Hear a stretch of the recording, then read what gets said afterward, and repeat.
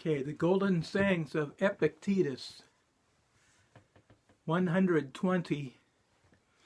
Does a philosopher apply to people to come and hear him?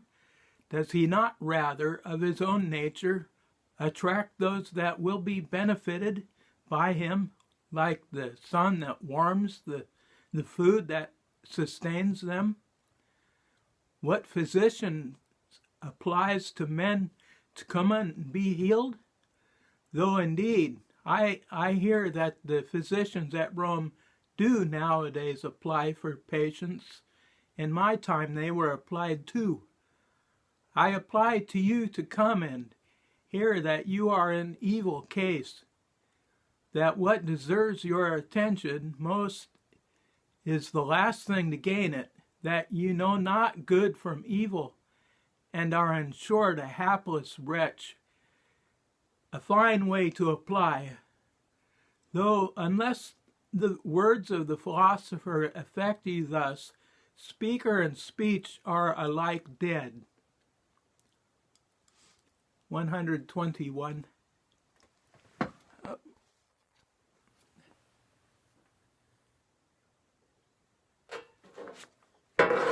A philosopher's school is surgery, pain, not pleasure. You should have felt therein, for on entering none of you is whole.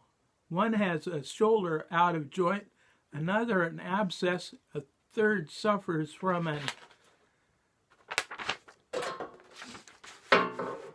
an issue, a fourth from pains in the head. And am I then to sit down and treat you to pretty sentiments and empty flourishes, so that you may applaud me and depart with neither shoulder nor head nor issue nor abscess? A whit the better for your visit. Is it then for this the young men are to quit their homes and leave parents, friends, kinsmen, and substance to mouth out? Bravo to your empty phrase. 122.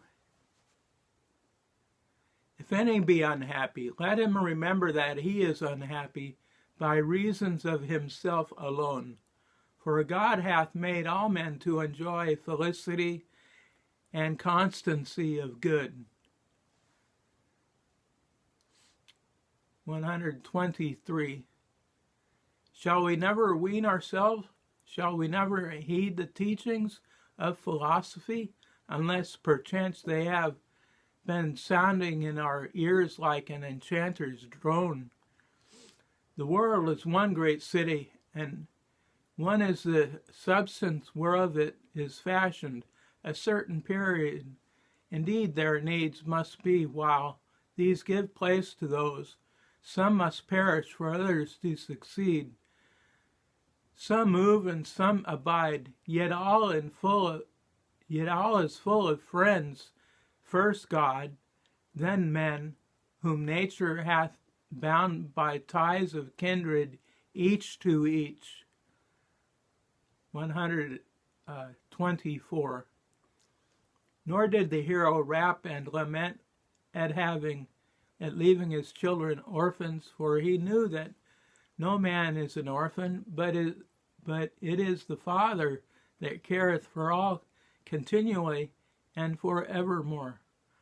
Nor by mere report that he heard that the supreme God is the Father of men, seeing that he called him Father, believing him to be, and in all that he did had ever his eyes fixed upon him.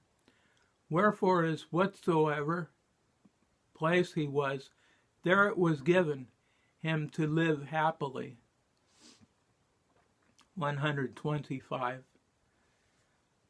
Know you not that the thing is warfare? One man's duty is to mount guard, another must go out to reconnoiter, a third to battle. All cannot be in one place, nor would it even be expedient, but you, instead of executing your commander's orders, complain if aught harder than usual is and join, not understanding to what condition you are bringing the army so far as in you lies.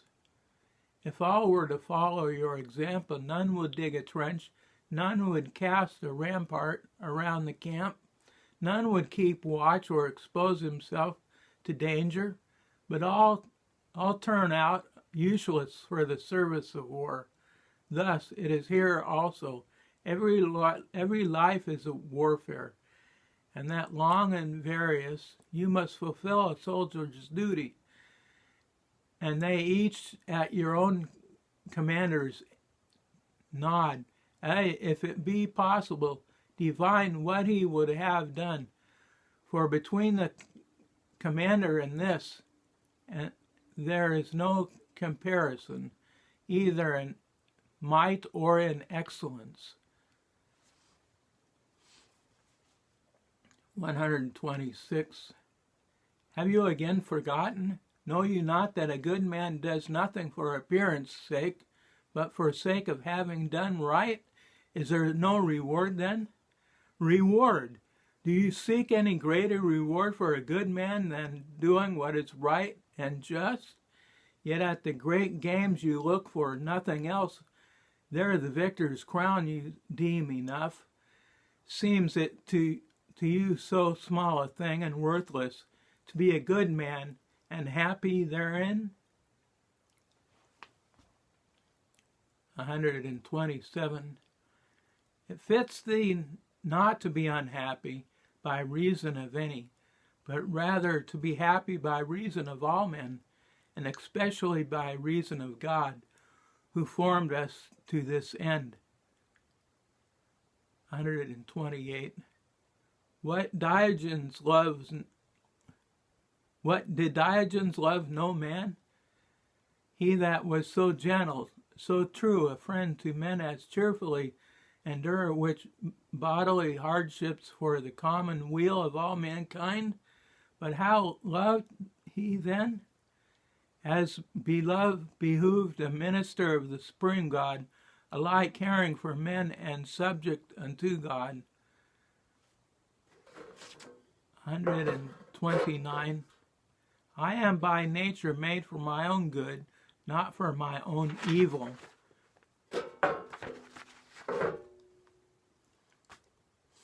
130. Remind thyself that he whom thou lovest is mortal, that what thou lovest is not thine own.